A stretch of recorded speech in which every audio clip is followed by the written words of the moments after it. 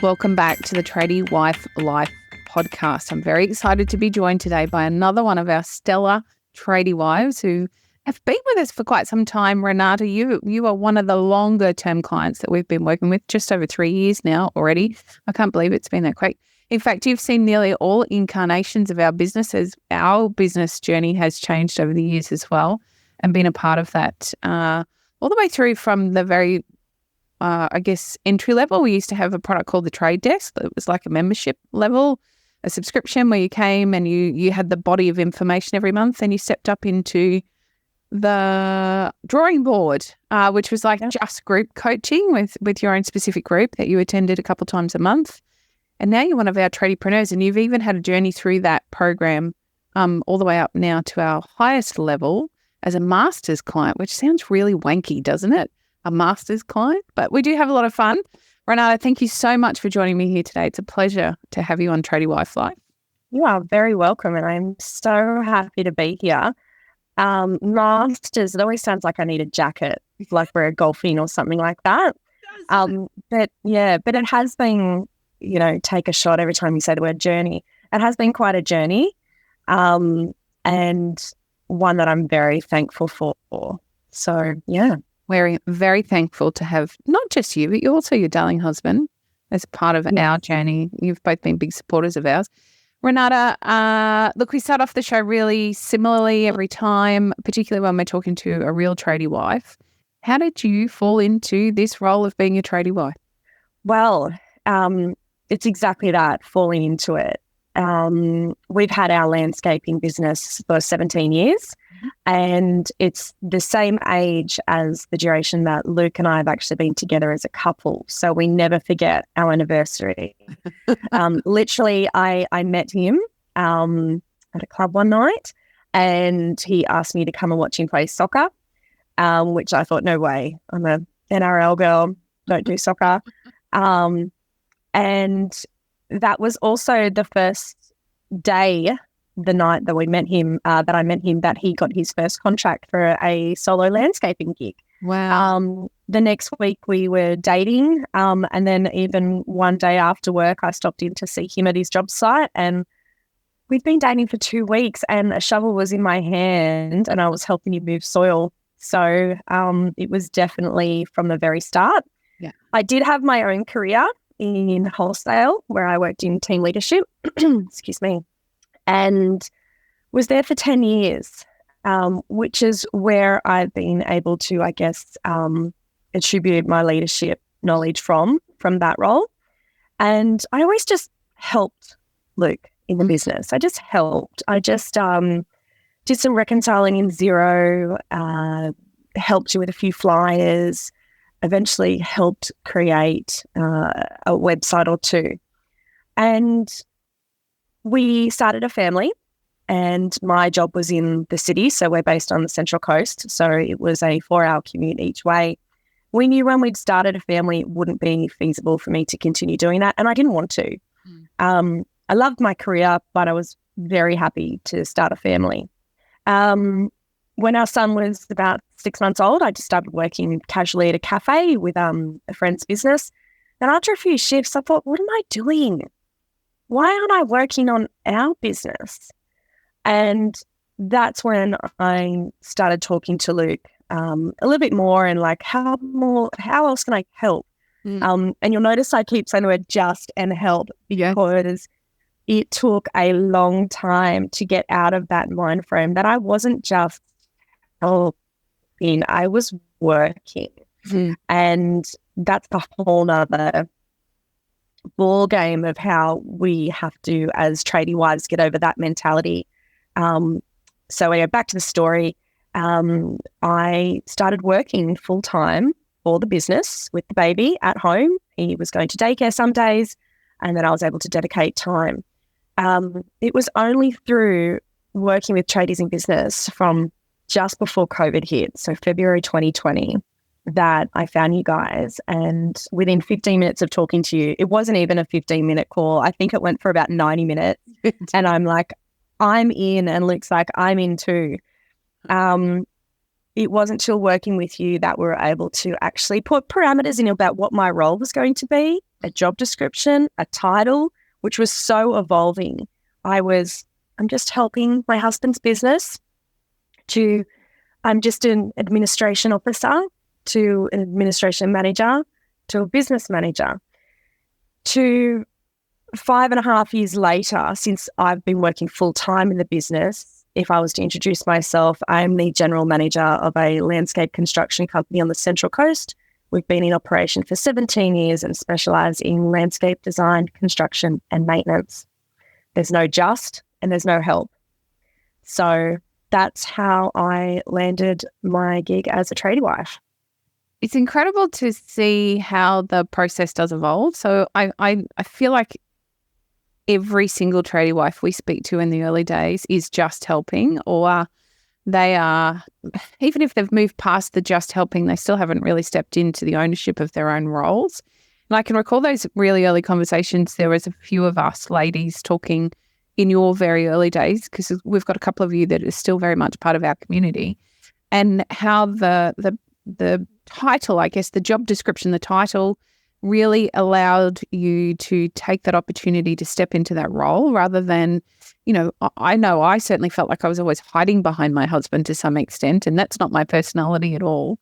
So it was the very first step to me really taking control of the role I was able to have, and also creating a new career for myself. So as you referenced, I think all of us are giving up other careers to be part of this, our trade businesses, and we need to have some ownership over the new career we're creating for ourselves, because it's a fantastic career opportunity that I think too often we look at and think, oh, I'll just help out for a little bit, instead of understanding, no, we've got an awesome opportunity here to create the life that we want with all of the trimmings. So we're not having to do the corporate thing and miss out on time with our kids, or we're not having to travel all that way to go to work and miss out on time for the family, or we're unable to, there's a real glass ceiling for many of us when we're working externally that we can absolutely smash when we are in control of our own businesses. There's so much more opportunity. And a lot of that starts with giving your role a title so that you're able to really step into the ownership of that instead of just helping, or just being the wife is another thing I hear all the time. And it's so unfounded and unfair. So great point that you have raised. Thank you. One of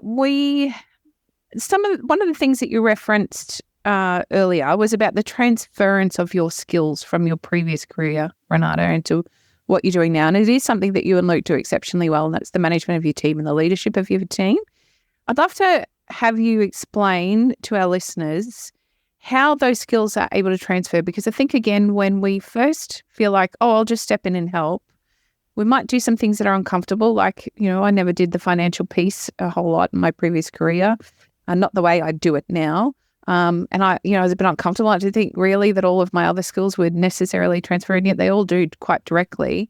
So I'd love you to share perhaps some examples, or just your experience around the transference of the knowledge that you've gained before. Yeah. So to me, it didn't matter that I wasn't a tradie. It didn't matter that I hadn't done my apprenticeship, or had never worked for a construction company before. I had worked for a company where I had to be in charge of a large number of people and a large number of clients, and had a lot of responsibility there. So with whatever your role is, there's always going to be things that you can take from that when you do transfer to being a tradie wife and working within the business.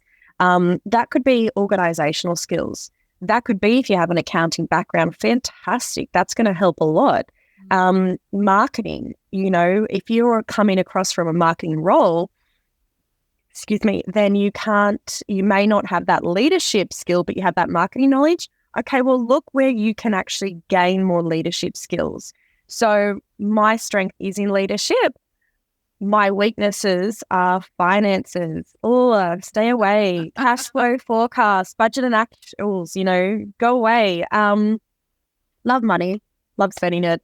Love spending it in the business. I will say that Luke does not like spending funds. I love buying excavators. I love buying new tools. I think it's important. I think it excites the team as well. But that's another topic. It took me until earlier this year when I had an aha moment. We've been working with you for 3 years. Bad student here. My cash flow abilities to put it in paper, put it on Excel. I just hid. I'm like, oh, the dog ate my homework. I didn't do it. And it was kind of like this aha moment when somebody else in our Tradies in Business community said, why do you have to do it? And I'm like, well, because I need Luke inside and he needs to go through all the modules and everything and we need to work out how to do it. She's like, no, get your bookkeeper to do it. And I had to admit to myself, and this has been vulnerable, I didn't know exactly what a bookkeeper did.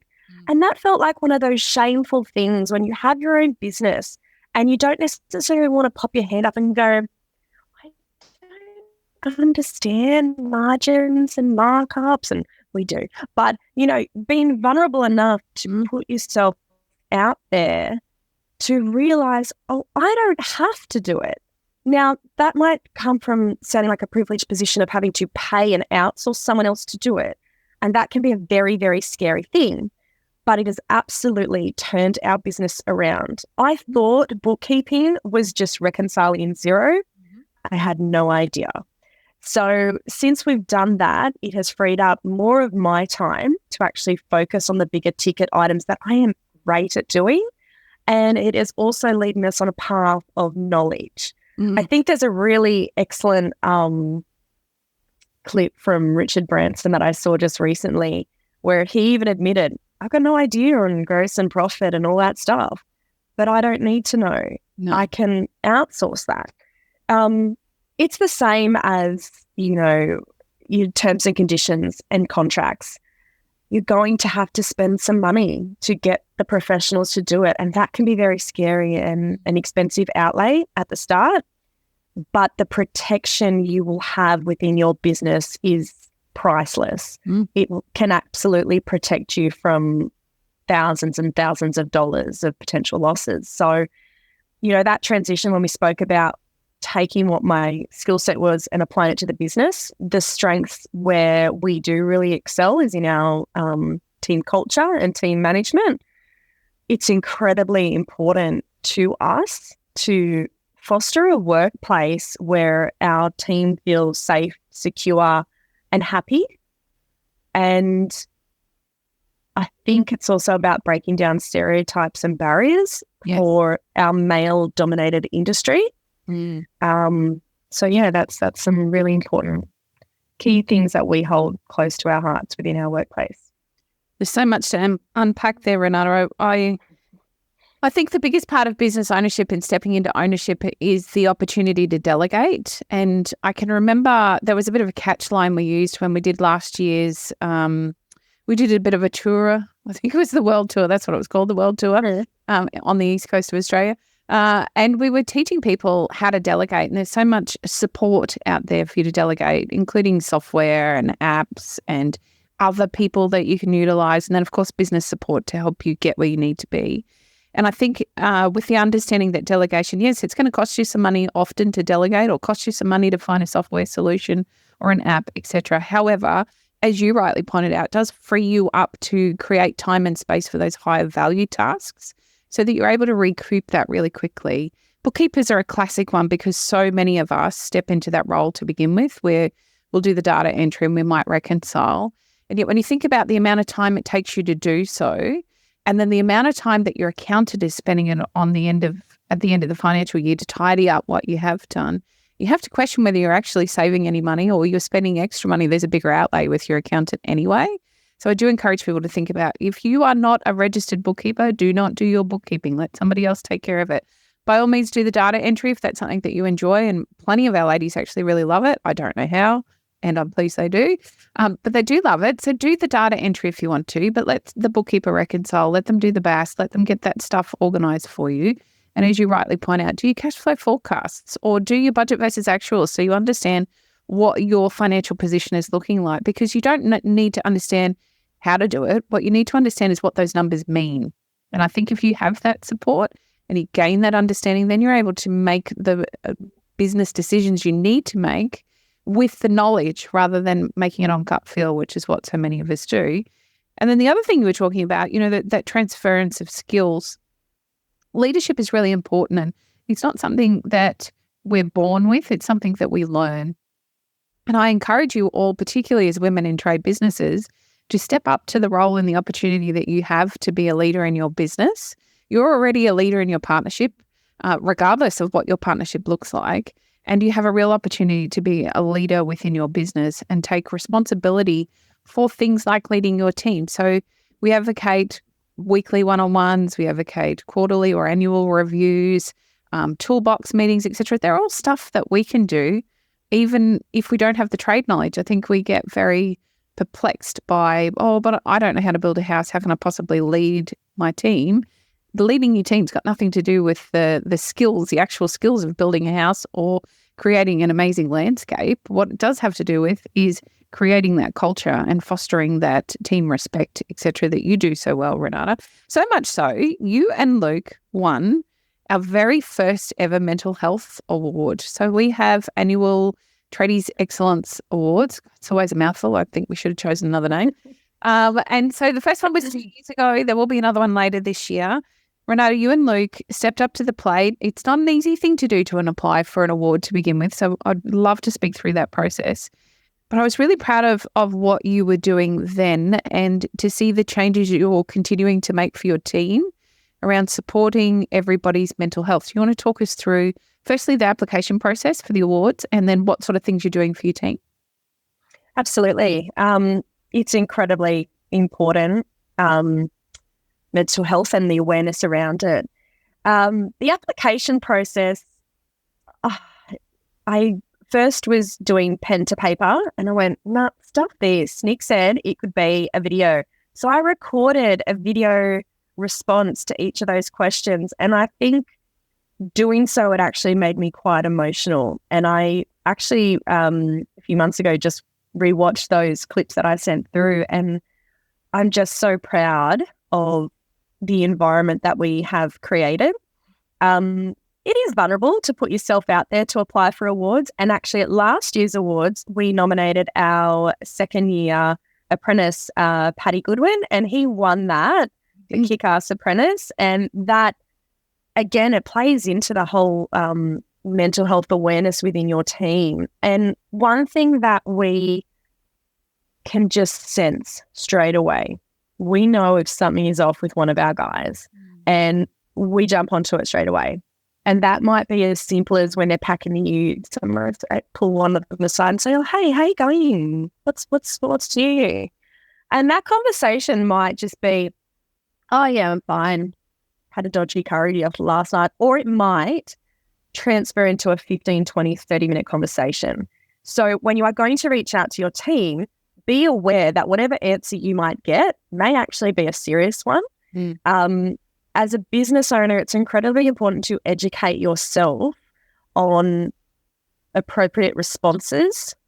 And there's lots of support out there. There's Are You Okay? The website there. I think there's a, oh gosh, it's just gone from my head. It's a construction website. The Black Dog Institute. Yes. Yeah. Yep. And it's important to be aware, because I'll give you an example. If one of our guys comes to work, heads down, shoe shuffling, Luke will say, "Okay, this is what we're doing. This is the task. Let's get started." And that employee still got his head down, kicking the sand around as he's going from point, A to B. He's doing a task. He messes up the task. As an employer, you could automatically go, "What are you doing? You know how to do this task. Why are you stuffing up? Come on, you're off this task," or whatever, the repercussions might be. It's about being able to look deeper and see, hold on, his behavior is not like his usual demeanor. It's not the usual standard of how he works. I wonder what's going on. Now, it might just be then being able to reach out and say, "Hey, how's things at home? How's Brooke, your girlfriend? How's Sally, your girlfriend?" You know what I mean? It could be anything. And that might just start that conversation to then have an understanding. So we have a really open policy with our team that if anything is going on externally and you think it could distract you at work, feel free to let us know. Number one, so we can see if we can help in any way. Number two, so we can have an understanding that you're just not being slack at work. Now, because we have that amazing culture, none of our staff ever try to use or abuse that, if that makes sense. You know, we have such a high standard in work ethic that all of the guys that we have employed are also at that high level. So I think sometimes business owners can be worried about if they care too much or cotton wool or bubble wrap them too much, they're going to be soft. And what's wrong with being soft? What's wrong with being caring and compassionate and empathetic? What it does is create such a strong bond, and your team actually want to work harder because they feel that they're in a place where they're cared about.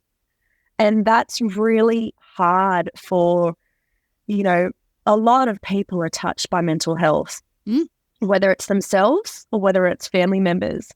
And men in construction, I believe the statistic is still correct, have the highest rate of suicide within Australia. And we are always wanting to be at the forefront of that to ensure our team know they're supported. It's incredibly important. It really is. It can't be understated. And it's a real cultural change, not just for your individual business, but all business, the whole of the industry. There's a lot of people doing a lot of work, but it has to start within our workplaces. And I think quite often that's a really important role we have an opportunity as a tradie wife to step into is leading that change within your own company culture. Not because the tradies can't do it, of course. However, they tend to be, particularly when they're still on the tools, it's really challenging for them to fit another thing into the day or, you know, to take the time to get educated so they're aware and they understand those responses, as you were pointing out earlier. A lot of that just feels like another huge thing at the end of the day that only adds to their own mental health and what they're trying to juggle and do. And I think it's a great opportunity for many of us to step up and start to make an impact within our businesses, which of course then begins to extend to the local community. It's not just our team members that impacts. It's we're actually skilling them up so that they can be helpful for their entire communities as well. It has a far-reaching impact when we take the time to educate ourselves about these key areas. Renata, around the applying for the awards, you mentioned, you know, that it was quite a vulnerable process, and yet perhaps we talk about your apprentice and the process before he won. So taking away the fact that he was the winner, can you tell me what it was like to nominate him and what the flow-on was both for him and the rest of the team? I was so proud. We both were to nominate him. And when we look at his story in particular, he had never picked up a shovel, you know, and that's why it's so important, I think, when you do get a resume and you do your interviews, really look past just the experience side of things. He came to us as a mature apprentice, and so in his early 20s, and we could see something in him, and we could also see something in his personality. Now, Paddy is one of those fantastic leaders, and something that I was going to chuck in before, even for our tradie wives that maybe don't think they have strong leadership skills, the New South Wales government constantly hold free leadership workshops that you can go to, and we've actually sent our staff on them, and even ones that don't hold leadership positions, because it never hurts to upskill or foster that, and that is something we're definitely going to be fostering with Paddy. During the nomination process, we had to make sure his personality came through because he is our lovable, cheeky larrikin, and he contributes so much to our team culture.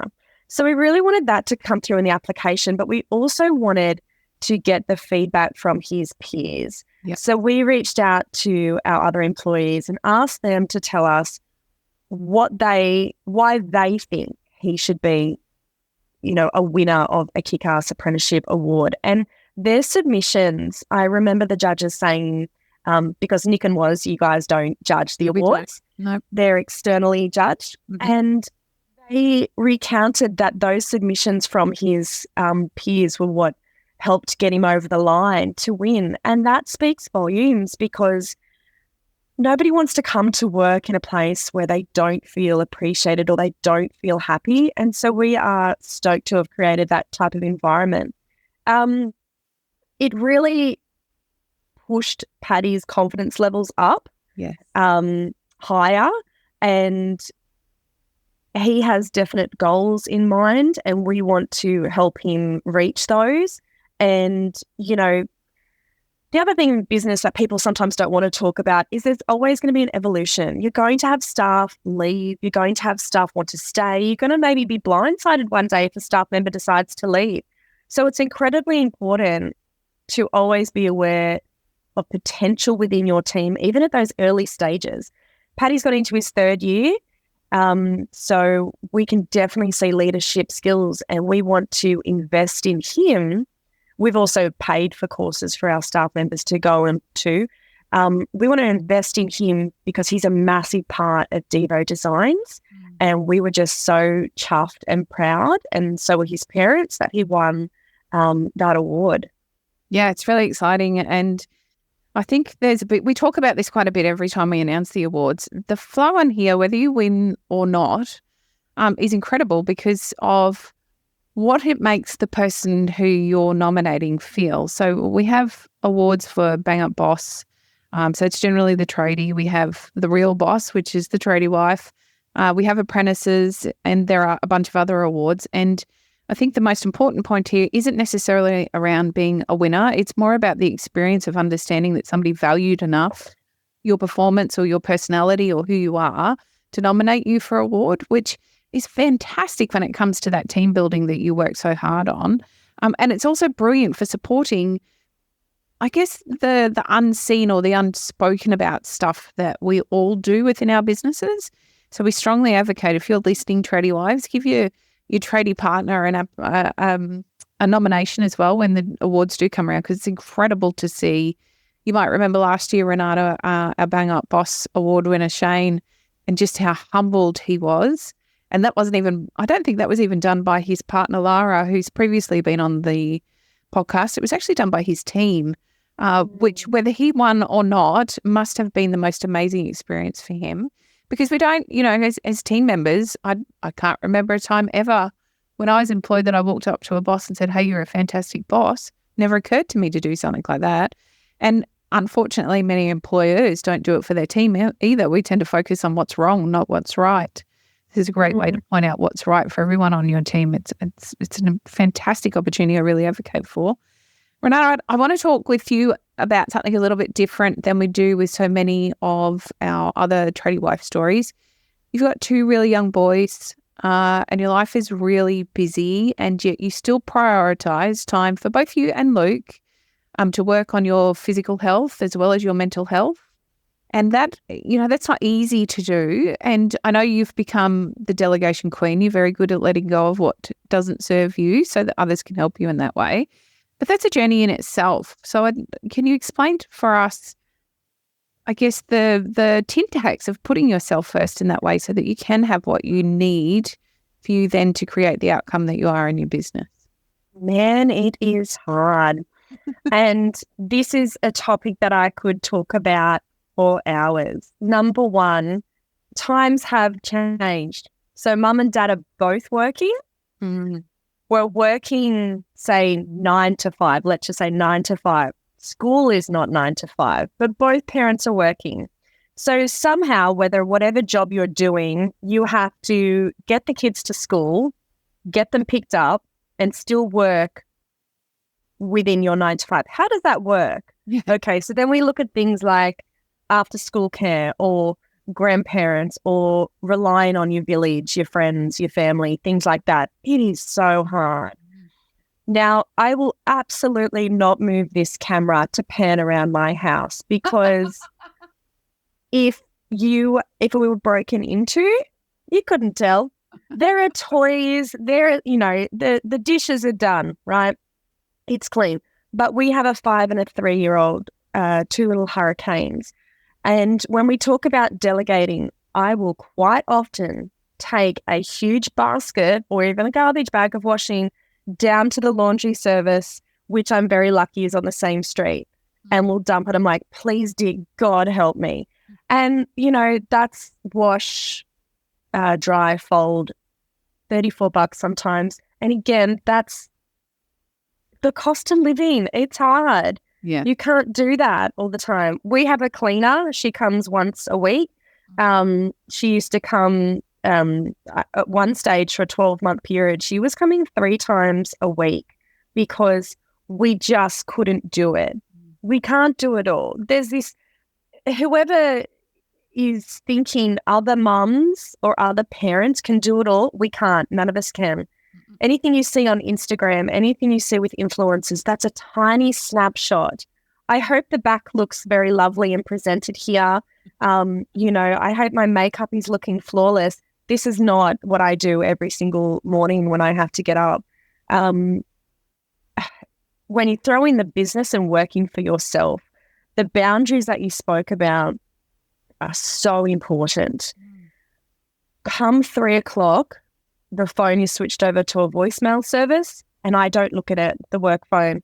And I do look at emails, but I don't action any of them. I need to stop looking at them.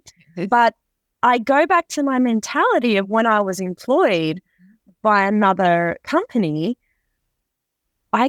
clients couldn't call me after I logged off. So there are those boundaries that we've had to make sure we implement as a family. And then that's also about educating your clients or future clients. And then they're like, oh, okay. No, it's understandable. I can't reach someone at 9:00 on a Sunday morning. That's fine. The boundaries as a husband and wife working combo. And this is something that is always evolving. And you can get so caught up in it. Husband walks in the door. You're like, oh, by the way, this happened, that happened. This client called her. And he's like, I just got in the door. Or even like when you're cooking dinner together, it might just happen, just organically you'll start talking about work, but it's so important to switch off. And then we talk about tools that you can do that with. One of the best tools that we got from you is the tip to download the Voxer app. Yeah. It's a walkie-talkie kind of app. So through the day, instead of me calling Luke all the time to ask him questions, I'd box him a question. And when he gets the notification, he boxes me the answer back. That really cut down our communication stress of having to talk when he walks in the door and we're all feeding the kids and trying to bath them and, someone's hanging upside down off a lounge. It's those boundaries that we have to follow to make it work because it's so hard. The transferring from husband and wife to colleagues and business owners can be quite difficult sometimes. And you have to lead with love and respect. That was a little for anyone that came to the Tradies in Business retreat in Byron 2 years ago. Yes. That was a great session that you had someone coming to speak to us.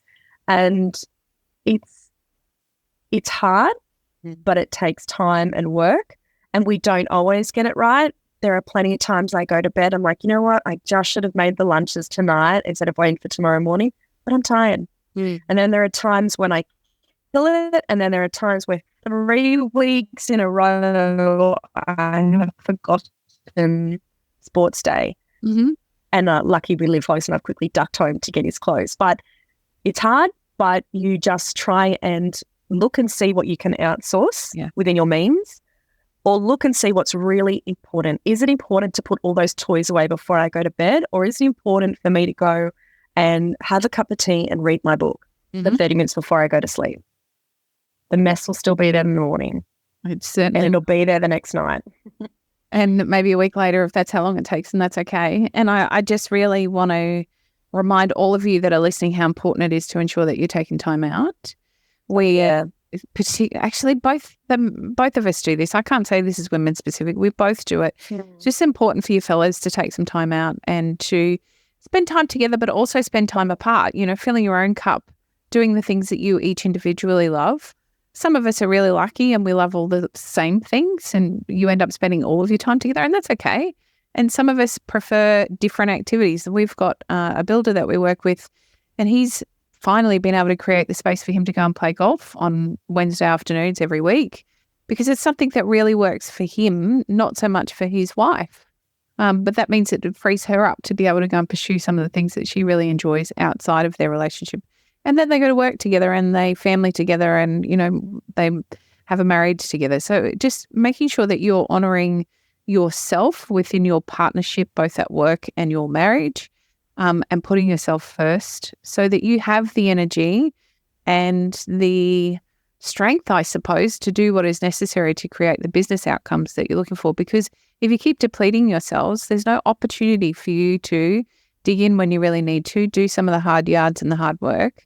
Instead, you're just depleted, and it makes it really challenging for you to see, okay, there might be another way to do it to reduce your stress, etc. And that, that's got to look like calling on your support, looking to some software solution, app solutions.